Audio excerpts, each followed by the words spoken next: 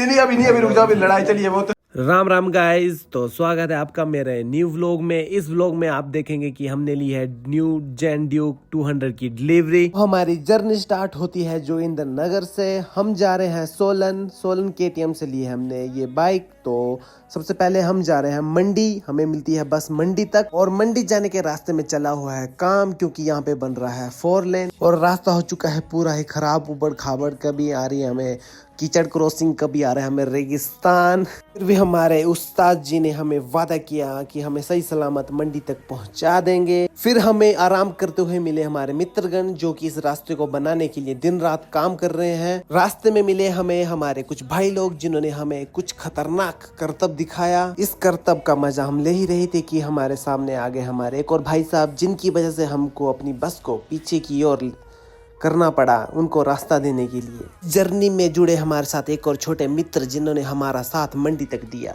फिर उन खौफनाक रास्तों को पार करने के बाद आखिरकार हम पहुंच गए मंडी। फिर मंडी पहुंचकर हमने किया हमारे अपने वाहन को चेंज, जो कि हमारा साथ देगी चंडीगढ़ तक। चल दिए हम चंडीगढ़ की ओर इन हसीन रास्तों के साथ। फिर मिले हमें हमारे पुलिस भाई साहब, जिन्होंने हमारे वाहन की चेकिंग करी। चंडीगढ़ पहुंचने से पहले हमने लिया भुजिया ब्रेक।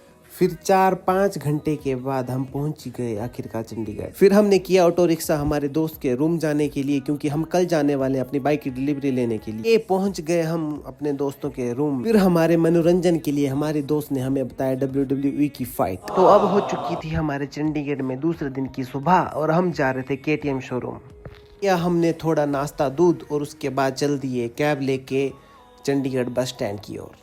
बस स्टैंड पहुंच के हमें तलाश करने पड़ी हमारे वाहन के लिए, जो हमें लेके जाएगा सोलन। काफी मशक्कत के बाद हमें मिल ही गया वाहन जो हमें लेके जाएगा सोलन। फिर हम निकल गए चंडीगढ़ से सोलन की तरफ। घंटों सफर करने के बाद आखिरकार हम पहुंच गए सोलन की वादियों में। फिर इंतजार की घड़ी हुई समाप्त, और आखिरकार हमें दर्शन हुए KTM सोलन के शोरूम के। फिर हमने करी पेमेंट, उसके बाद कुछ पेपर वर्क करने के बाद आ गई वो घड़ी जब हमने ली हमारी बाइक की डिलीवरी।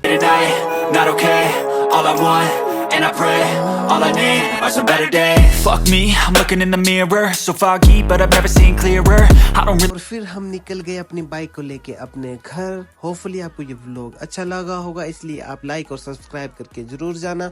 और मिलते हैं आपको इसी तरह नए व्लॉग में, तब तक के लिए राधे राधे।